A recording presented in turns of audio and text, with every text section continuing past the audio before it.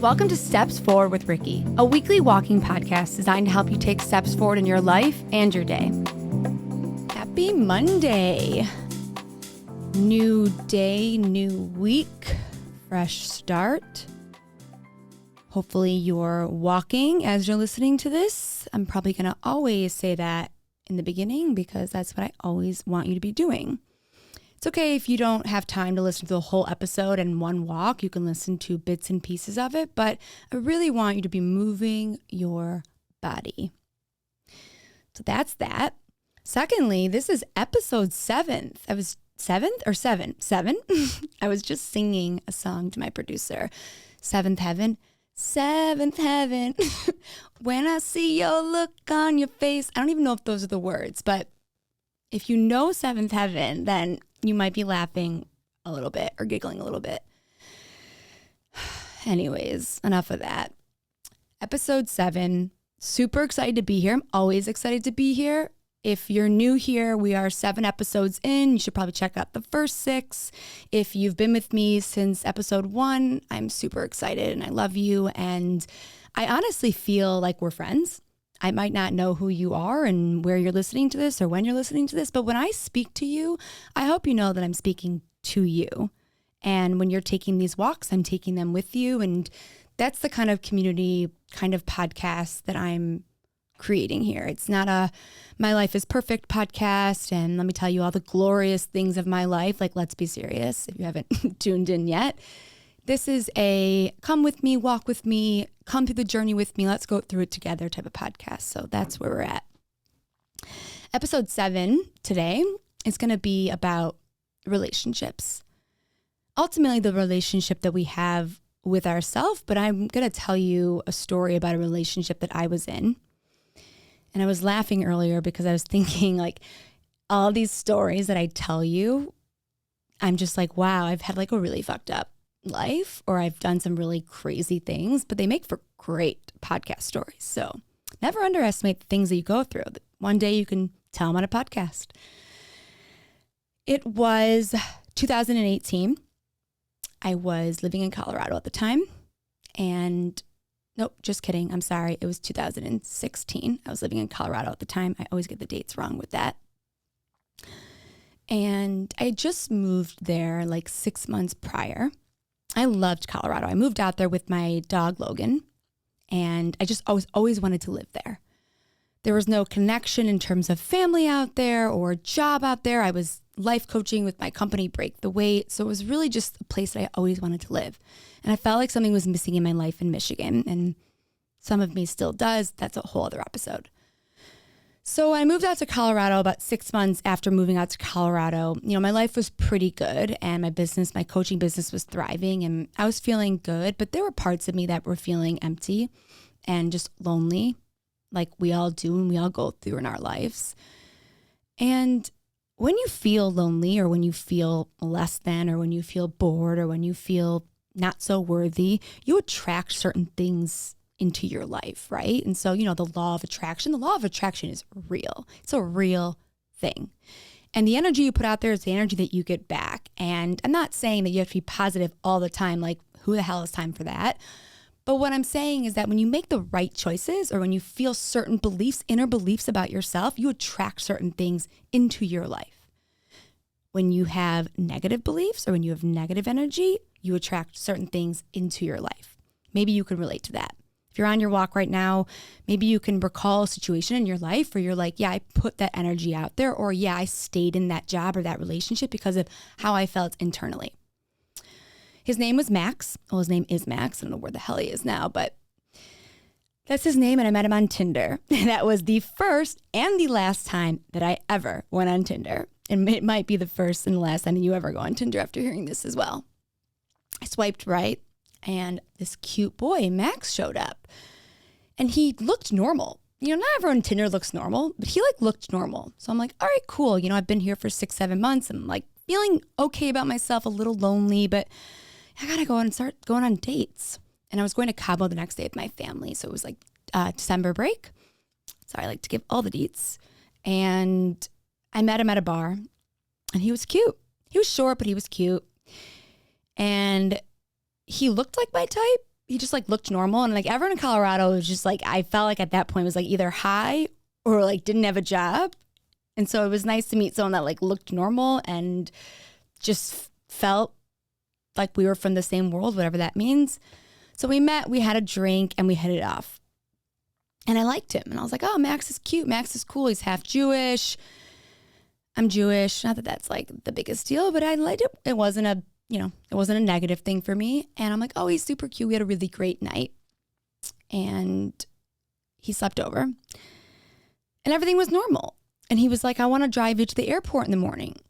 And I was like, okay. And I had a feeling. Now let's stop for a second. Have you ever had a feeling, you can't explain it, it just feels weird? It was like a pause. And it was so fast. And I was like, oh. And then I was like, oh, no, that's nice. He wants to drive me to the airport in the morning. That's really sweet. But let's not forget the pause I had.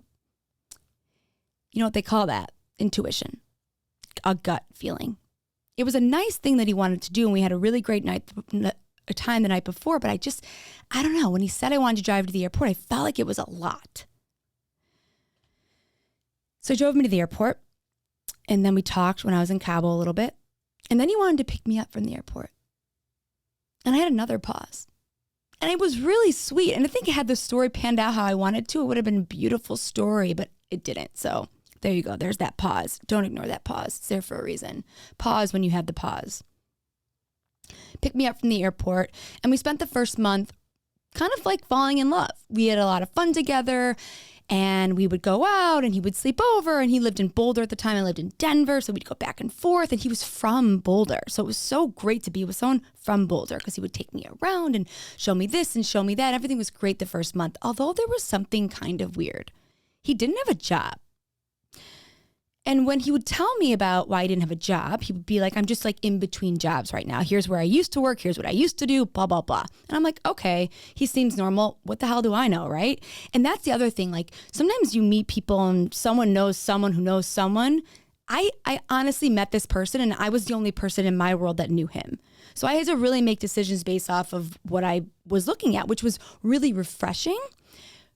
But also, you just don't know as much, right? So everything's fine the first month, and then it's month 2, and he still doesn't have a job. And I'm like, this is kind of weird. Like I come from a family, having a job and having success and making money, like that's important to me as a person, and especially if I'm in a relationship. And I remember I sat him down and I was like, hey, we've been doing this for like a month and things have been really great, but like, why don't you have a job? Like, what's the deal here? And he was like, well, I got to tell you something. And I was like, what? He's like, I went through this like really crazy breakup recently, like 6 months ago. This girl that I was dating, she was a nutcase, blah, blah, blah. And I needed to take some time to myself. And I'm like, that doesn't explain why you don't have a job. Like you can take time to yourself and make money. Like they're super, to me, they don't have to be so connected. And he's like, I'm getting a job in the middle of applying for a job. And I'm like, okay. And meanwhile, in the midst of all this, I had a co-working space that I went to every single day to run my life coaching business, Break the Weight. And I had like 12 different clients. And every single day, he would convince me to work from home or to work from a coffee shop. And at first it was super fun because when you're falling in love and you're on a high and you got this dopamine rush, you're like, yeah, this is amazing. I can work from anywhere. Like, who cares? But the problem was that I was working and he wasn't. And I was like, So that's when I was like, ooh, where the hell, like what's going on here? Like, why don't you have a job? So 6 weeks into our relationship, things are going well, although he is slowly isolating me from like my normal life, which is seeing some of my friends, taking some of my walks and going to my co-working space. But I was fine with it, right? Because when you're falling in love, you're falling in love. And sometimes you're falling, you don't even realize it. And then I got home one day. This is so crazy. I get home one day. And he's like, I have to talk to you. This is 7 weeks in. My family sort of knew about him, but I was like a little skeptical to tell them about him. And I don't know why. Again, I think it was that pause. There was like a little bit of a feeling in me, like, I don't know that I can tell my parents about this person yet. Like he doesn't have a job. It's been like 7 weeks. My dad, I remember him calling me being like, why do you only have like 10 clients? I thought you had 13 clients. So it was like my parents were kind of watching from afar.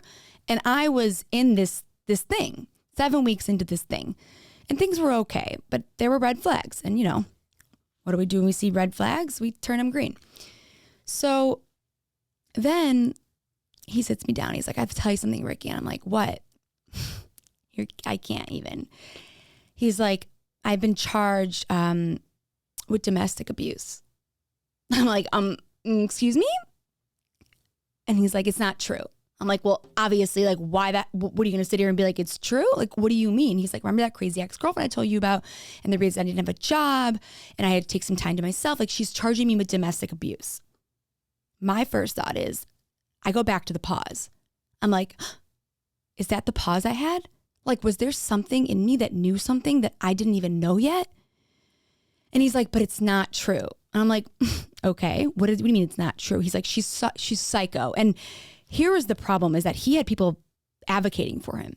Like, he had a family friend that would advocate for him. So a family friend, like a couple of days later, was like, don't worry, it's not true. Like, she's psycho. She's crazy. And I'm like, okay, she's psycho. She's crazy. Then, get this. 3 days after he tells me that he's charged with domestic abuse, I don't think too much about it because I'm very much convinced, and my worth is probably at a 4.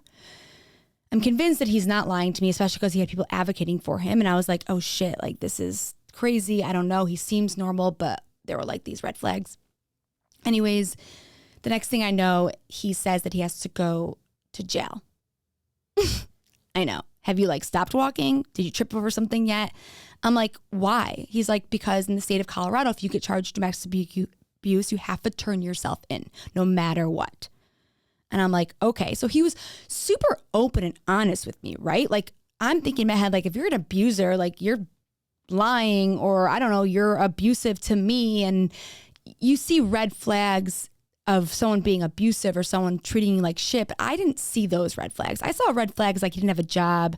He was charged with this thing. Now he has to go to jail, but like, he was still treating me nicely. So it gets confusing, right? And so my worth was just like attached to the way that he was treating me, but not really realizing what was actually happening in the situation. And I'm like, are you fucking kidding? He's like, you have to take me. I'm like, what? Okay, this is like 2 months into a relationship. I'm like, what do you mean? He's like, I have to go to jail. I'm not allowed to drive anymore. And you have to take me. And it's on February 11th. February 11th is my birthday. Okay. I'm like, excuse me? So he's like, you have to take me. I have to go. And this is like 3 weeks, I think, before February 11th. This is when shit started getting bad. First 2 months of our relationship were fine. They were normal. I had a few red flags, a few things that I was skeptical about. Then he tells me he was charged with domestic abuse. Then he tells me he has to go to jail. I have to take him on my birthday. Happy birthday, Ricki. You got to take me to jail. So I'm like, shit. I had this feeling, I cannot explain it. You know when you don't want to tell someone something, like you don't want to have a conversation with your friends or your family, or you're just like avoiding something? When you're avoiding something, I want you to lean into that a little more, because whatever you're avoiding, that's the thing. That's the thing that's screaming at you. And avoiding it doesn't make it go away. It doesn't make it any less real. It just makes it there, but like tucked in under things, and eventually you'll get to it. Or eventually it will get to you. So 3 weeks before he was supposed to go to jail, I still haven't told my family and friends about this yet. Like, they know I'm in a relationship. They are like a little skeptical about it. And I'm hiding from myself, from them. And I'm slowly becoming more isolated and more isolated and more isolated. And then things started to take a turn. We were in the park one day. And this is the first time that he was ever mean to me. We were in the park one day and I dropped something. I'm super clumsy. Like, I break and drop everything. That's just, I don't know. That's just who I am, whatever. And he screamed at me in the park. He was like, you're so fucking stupid. It was like, in a lot of ways, I was taken back to my childhood. I had a great childhood. I don't know if I had a great childhood. I had a good childhood. I have great parents. You know, my mom died. That obviously played a role into it. And my dad's really wonderful. But my dad used to be a little bit like that. Like, he used to have a bad temper and swear at me. And so it was a trigger. I was like, excuse me? He was like, you're fucking stupid. Like, you can't even keep shit in your hands. And this was a pattern that I've heard before. Like I've heard this from people in my life before. Like people have called me stupid. People have told me this before. So I believed that. So when I heard it, it wasn't like you're an asshole. I was like, oh, I am stupid. Like, duh, that's probably annoying for you, right? Like we justify it. It was like, yeah, I could see how that would be annoying. I could see how that would be stupid. So then 3 days after that, he was like, let's go to the mall. He like loved shopping. I like don't give a shit about shopping. He's like, let's go to the mall. I'm like, okay. I'm like, what are we going to the mall for? He's like, I want to buy you a new wardrobe. I'm like, what? I'm like, what's wrong with my wardrobe? He's like, what's not wrong with it? This is also the first time I've heard this before. Okay. And I'm like, okay. I'm like, well, that's sweet. I don't know. Let's go to the mall. We go to the mall. He picks out every single thing that he wants me to wear. Okay. Like things I would never wear, like leather jackets and like just the nicest pairs of pants and all this stuff. And I'm like, listen, Max, I don't really need that. He's like, no, you do. He's like, why do you want to lower your standards? I'm like, what? And this was the first time he manipulated me. He's like, when you don't dress nice, you treat yourself like shit. Just like when you drop things, like you move too fast, like it's destructive. I'm like, what? Like, where the fuck did you get that from? But I felt that in my heart. Maybe you can relate to that. Like someone kind of calls you out on your shit or calls you out on the things that like you're not perfect at or the things that people have called you out and you believe them. So I'm like, okay, so he gets me a whole new wardrobe and I'm like super uncomfortable and I still can't tell my family that this person has screamed at me, that he's charged with domestic abuse, that he has to go to jail, and that he has bought me a whole new wardrobe. So things got really, really, really, really bad. He started swearing at me all the time, yelling at me all the time. He'd be like, you're stupid. Like you don't even help your clients. Like no wonder your dad thinks you're dumb. Like no wonder Break the Weight's not successful yet. Like no wonder you don't have this or you don't have that. And I was just honestly, I didn't even believe what he was saying, but I was so fucking scared of him. My first thought every time he would put me down was like, you are charged with domestic abuse. Like you're charged with domestic abuse. Well, I gotta fix my hair. Sorry. Is that okay? I don't think you're allowed to do that during podcasts, but I had to fix my hair. Every time he put me down, I just thought to myself, like, oh my God, is he gonna hurt me? Like he could hurt me emotionally, but like, is he gonna hurt me physically? And that was the first time that I questioned my judgment. And I was like, holy shit, this person is isolating me. Like the signs were all there. And you don't have to be emotionally or physically abused for the signs to be there. Just so you know. So if you think about the relationships in your life, anyone is making you feel less than who you are or who you want to be, it doesn't need to be abuse for it to be wrong. So let's just very, very quickly, let's just start there. So I take him to jail on my birthday.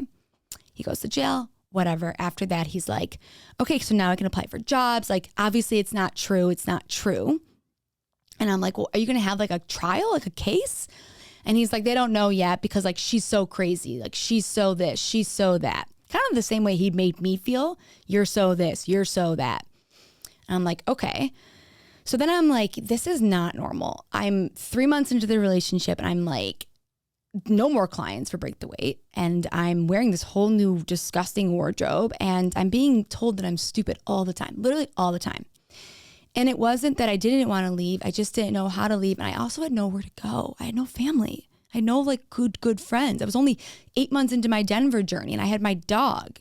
And that was the most important thing to me. And my dog liked him, which was like even more fucked up. My dog didn't like anybody and he loved Max. And I was like, what is happening here? Like I just listened to my dog's judgment and like said he liked him. So then I called my dad. I'll never forget. And this was like the middle of March after like a few months of being together. And I'm like, Dad, I'm in a bad situation. I don't know what to do. I'm like, I'm in a relationship. He's like, I know you're in a relationship with the guy who's charged with domestic abuse. I'm like, what? He's like, I've already done research on him. He's like, I hired a lawyer. We've done research on him. We know exactly what's going on. We've been waiting for you to tell us. I'm like, what do I do? He's like, you end it. I'm like, okay. So I go to my apartment because he moved into my apartment. He moved his TV into my apartment. Okay. So when someone invades your space, that's a sign where it's not working for you. So I go into my apartment. It's like the middle of March. I'm like, listen, Max, like I really like you, but it's not going to work for me anymore. Like I think that things in my life are falling apart and like, you're really not that nice to me. And it seems like you got some shit to work on. Meanwhile, this entire time, like I didn't know what I believed about the domestic abuse, but it was really like a mind fuck for me. And he started crying, manipulative. He's like, why? Like, I'm changing. Like, I love you. I'm like, you don't love me. Like, you fucking hate me. Like, you want me to change in every aspect of my life. Like, you don't love me. That's not love. It's control. And he's like, no, I love you. Like, it's not true. I won't ever yell at you again. I won't do this. I won't do that. I'm like, I'm really sorry. Like, I'm done. I'm done. And my first thought process was like, I don't know why. Like, he was going to hurt my dog. I don't really know why. Like, I thought he was capable of hurting my dog. I wasn't necessarily scared of him because he was like little and she felt like I'd kick his ass. But I was like, okay, I need you to leave my apartment. So he leaves my apartment and I go to bed that night. And at 3 a.m, I hear a knock on my door. Not a knock, a bang. Open your fucking door. I'm going to knock your door down. Open your door. You have my TV. You have this of mine. Open the fucking door. Open the door. Open the door. Screaming, banging, like I'm going to kill you. Open the door. And I'm like, oh my God, we got to get the fuck out of here, Logan. Logan, my dog. And I called my dad. I'm like, I don't know what to do. And he was like, you got to come to Arizona. That's where they were. They lived there half the year. And I'm like, okay. So he booked me a flight at like 5 a.m. And I put my dog in daycare. And Max eventually stopped knocking on my door. So I like snuck out and I got on the plane and took Logan to daycare and I went to Arizona. This is where it gets really fucked up, is that I felt bad. I literally felt guilty and bad and that I was wrong. I mean, isn't that insane? I was in Arizona and I was still texting with him. Like I was so in it that I couldn't even see what was around me. I knew it was wrong. I knew he was abusive, but I was so in it and I was so disconnected from myself that I was texting with him. And my dad was like very adamant that he didn't want me going back to Colorado for a little bit. And I'm like, no, I have to go back. Like he's not taking Colorado away from me. Like I'm going back. So I go back to Colorado a week after and we had been texting throughout when I was in Arizona.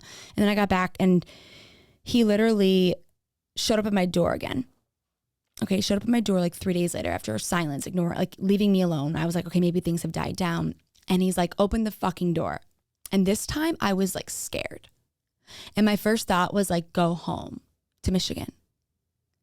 So I called the police and I was like, hey, there's this psychotic person outside of my door. He's charged with domestic abuse. And I need someone to like make sure that I can get into my car, because I got into my car with Logan and I literally drove to Michigan. I drove to Michigan in a snowstorm. That's how fucking scared I was. I got into my car and I drove across the country because if I was anywhere near him, I was terrified. Long story short, that was the end of the relationship and it did take like a very long time. And I went back to Michigan for like 3 weeks and I did eventually come back to Colorado because I did believe that he didn't deserve to take that away from me. But the bigger problem with this is that I believed that he was okay and I ignored the first pause. And because of the state that I was in, the lack of worth, and because he was reaching and he was pulling out my triggers, like telling me I was stupid, telling me I was clumsy, telling me I didn't dress nice, like all the things I've like kind of heard before, I believed that they were true. And this was a wake-up call, not for don't get yourself in a bad relationship. This was a wake-up call for like, get a fucking better relationship with yourself. Think about your life and the relationships you're in, intimate or not. Maybe it's with your boss. Maybe it's with an employee. Maybe it's with yourself. Is it serving you? Do they just call out the shit that already makes you feel like shit? Do they lift you up? Do they drag you down? When you walk into the room with that person, are you energized or are you sad? Do you feel less than or do you feel equal? Because those are the pauses that I ignored. When I met him originally, I had a pause and I ignored it. And I ignored it for almost 6 months until I got so scared that it was screaming at me. And this is not just about relationships.